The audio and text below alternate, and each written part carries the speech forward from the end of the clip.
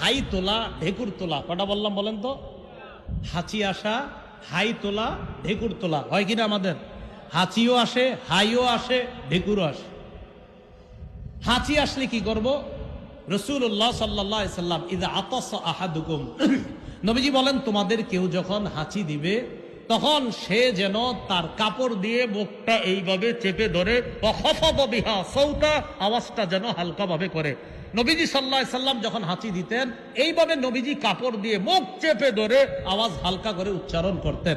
হাঁচি আসা কিন্তু দেখেন অনেক সময় আপনি এইখান থেকে হাঁচি দিবেন, 4-5 তলা থেকেও অনেক মানুষের হাঁচির আওয়াজ অনেক জোরে হয়। ঘুমন্ত ব্যক্তি ঘুম থেকে ঝাঁপ দিয়ে উঠে যায় হাঁচির কারণে। তো নবীজি বলছেন হাঁচি আসলে মুখের মধ্যে এইভাবে, এই দেখেন আমার যদি হাঁচি আসে, এই যে কথা কিন্তু শুনতেছেন না, হাঁচি আসলে মুখে এইভাবে যখন রুমাল পেঁচায়া ধরবেন, রাসূল বলছে কাপড় দিয়ে এইভাবে ধরবে, ধরার পর হাঁচি দিবেন, তখন অটোমেটিক আওয়াজ আসতে হবে।